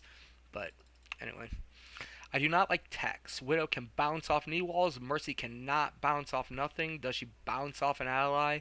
Mercy bounce off ally. Fine. Yeah, she's like bouncing off an ally maybe, but she can't like whatever. I can't imagine Farrah ever using concussion grenades to traverse distance. So like I generally don't like techs. I'm fine with them in there. Like if I were king of Overwatch, right, all bugs would be fixed and everything. I understand that they left Bunny Hop in because it's a mountain of work to get it out, and it's really not that bad. I've heard the developers updates about bugs and bunny hops and everything. I'm pretty much in line with what's going on there.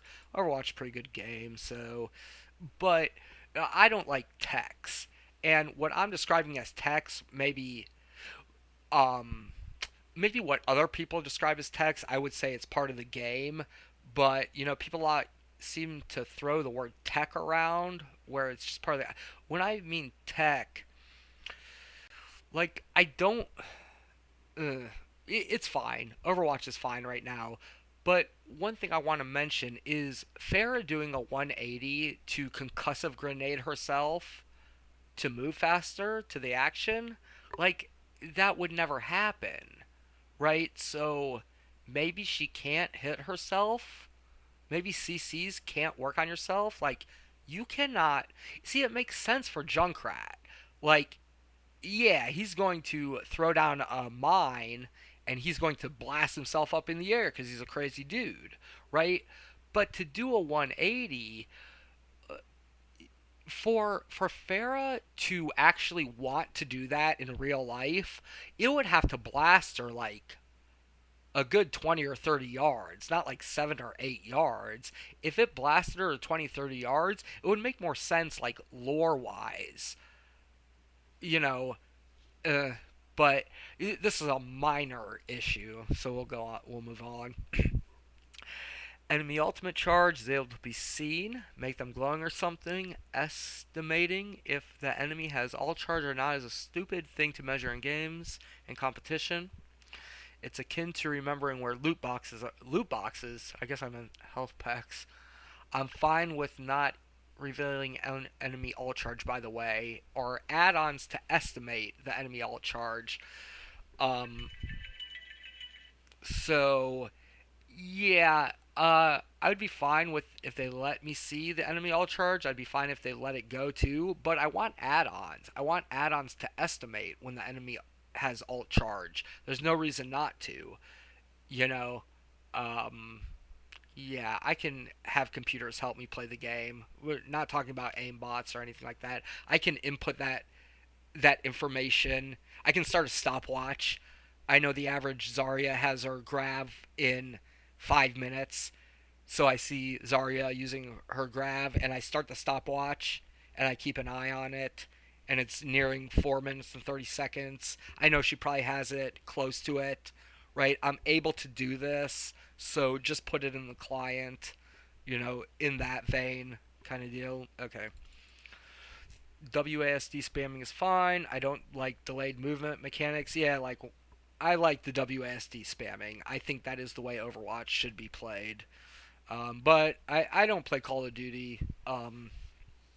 Maybe it's better for like realistic. I understand how it's not like too realistic, but I'm fine with it. I like that mechanic. I like WASD spamming. Uh, for Widow when she's trying to. But whatever. Ryan shouldn't have to duck to shoot his hammer across the ground, make it longer and solve. Farrah not back. Mercy bunny hop, doing a 180, shooting Ash's coach gun to get back to spawn faster is the optimal strategy, but this is so lame, in my humble opinion. It just doesn't feel right to me. Give me a 180 button. Yeah, so like Ryan has to duck to shoot his hammer, shoot his fire strike and make sure it crosses the ground for people who are laying on the ground after his hammer, after his ultimate. Right. I don't like um and the OWL people, they get good at these mechanics as they should, but maybe they disagree with them, right? Just because they get good at it doesn't mean that they necessarily think that um maybe they want what I want. Just because they do it doesn't mean they actually disagree with my idea. Suicide button. I don't care if it denies enemy alt charge. Um,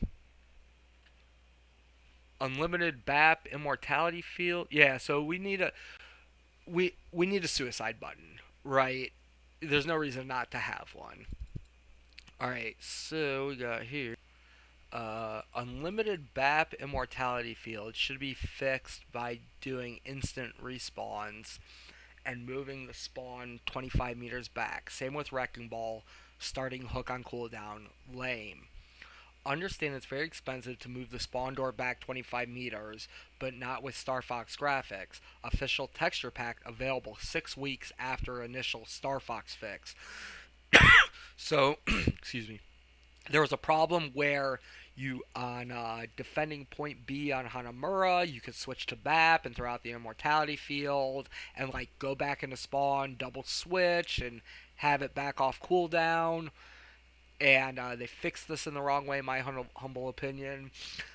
Wrecking Ball, they started the hook on cooldown, which is the correct answer for these types of problems is to move the spawn door back and then go from there. So expensive and it's so stupid to fix it that way. They didn't have the foresight to see what would happen, and neither would have I. But if you built Overwatch from a hitbox and wall and Star Fox graphics frame of mind, it'd be very, very cheap, quick, and simple, and easy and fast to change the map. Right, a lot of your balance changes are map centric. There's a problem with the map. So Blizzard has shot themselves in the foot by being so artistic because they can't change the map. And granted, TF2 can't change the map. It's you gotta change the heroes over the map. It's only for the only for the cost, right? You just can't change the map. It'd take forever. It's impossible. It's practically financially impossible to change the map. But if you did it my way, if you allowed for some of the map to look like Star Fox and some of the map to look like Overwatch, you could change the map quickly and efficiently and then only come out with the texture pack for the walls later. Right? So, obviously, Overwatch is never going to do this. They're never going to use my idea, and therefore, they're going to have to keep Frankensteining these heroes to shoehorn them into the maps that were designed before the heroes. Obviously, you can't have the foresight to see what would happen with Wrecking Ball's hook, so you have to change it. I think you know what I'm saying. All right. Let me see how many I'll charge. Well, not really, but at least timers, aids, help, predict, add-ons. Give me add-ons for crying out loud.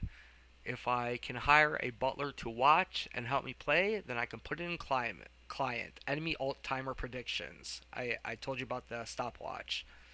And I can hire a butler. I can have a guy. I don't have to watch it, right? I can have a guy sit. Now, maybe in OWL, it's a little bit different. Maybe only 6 people are allowed to look at the computer screens. But, anyway. A ring should be around the payload. Please, please, please. It's important. All hero abilities, attributes will be published. Or release the API or whatever. Release the source code and let someone else do the API third party. Although we shouldn't have to. Although they shouldn't have to. I don't know what the hell is going on with computers. Alright. And all obscure mechanics will be published. Delay spawn and hasten spawn on 2CP. You know, I mean, you got a game going. Can you please publish the rule book? If not the source code, at least the rule book, please. In the client or on one official website. Alright, we're getting there. We're almost done. F1 ability stats. F2 map with HealthPak locations and payload and checkpoint lines, outlines, everything. F3 for the chalkboard, or is it F2? You see what I want to do with the F buttons. Put a ring, or 3. You know, I want the altitude of the payload circle too. I want the explain the spawn delay timer, like CarQ had to do for you guys. I don't know if you paid him to make that video, but that's not how you write a rule book. It has to have the Blizzard stamp on it. 2CP is fine. Paris and I liked Horizon. I'm Silver Bronze. I liked Horizon Lunar Colony. I don't know.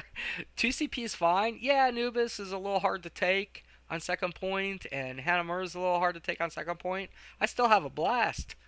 I don't get it. You know, even if we're running in one at a time, attacking point B, Hanamura and Anubis, even Paris, running in one at a time on Paris as a silver bronze player, like I'm having a blast. I don't know what everyone's complaining about. So, lore's fine. Please stop spending money on lore. Overwatch 2 is the time for lore. Listen, this is not to the developers. This is the community. Quit complaining about lore. You're taking money away from all my ideas, right? Events are fine. Quit complaining about Junkenstein. Bro, no. We got Junkenstein. That's awesome. There's no need to change it. What are you gonna do? Have 5 events? Overwatch's been out 5 years. You want 5 different events every Halloween comes up, and then when Halloween comes up, you have 5 Halloween events to pick from. Oh no, we just want it in a different location in Eichenwald. We want Junkenstein, same thing kind of, but just in a different location on Eichenwald. No, no, you're taking money away from us. Uh, Wait for Overwatch 2. This mm, for the lore kids and for the event kids and for the skin kids, quit stealing our money. This is a PvP game. I like Junkenstein. I like it a lot. I play it once. Every year I play it once, right? I will play the competitive ones. I will get my placements and I'll stop playing them. 6v6 and capture the flag. And where's competitive May Snowball, right? You can't have competitive, no NPCs in competitive. So no competitive Junkerstein. But competitive May Snowball, maybe competitive Yeti Hunter. Yeah, competitive Yeti Hunter because it's PvP. The Yeti is not computer controlled. So anyway, lore kids, event kids, just hold your breath. It'll be worth it. Overwatch 2 is coming out soon. Be just like a comic book, and you'll still complain. All right, but yeah, quit stealing our money. Wow, wow, X-Paks. Um, yeah. So Overwatch 2 is gonna be like a comic book, right? Think about the comic book for Diva and the Mecha Squad. Like that will be like a whole expansion pack. It'll be like a little comic book. If I don't really care too much about Overwatch 2, I'll buy it and I'll probably complete some of the missions. I'll probably complete all the missions. But the I hope they do Overwatch 2 the way I want them to do it, and that's where like yeah, they have the initial release of Overwatch 2 and then the expansion packs are like little stories, like it progresses the lore. And I didn't really never I never really got into World of Warcraft, but I don't know. Uh, I have a vision of what Overwatch 2 would be. I don't care if it happens or not because if Overwatch 2 is not good, I don't care. I just want the PvP to thrive, even if no one plays it. Even if there's only 24 people left playing Overwatch 5 years from now, I'm still going to be playing it, right? So that's it. All right. If I were king of Overwatch, that's the end. Now skip to balance section. So that is pretty much it. And we're going down to the balance. We're going down the balance section. I've already done all this.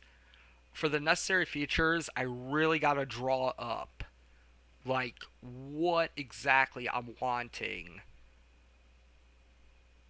Okay, balance. This will be good.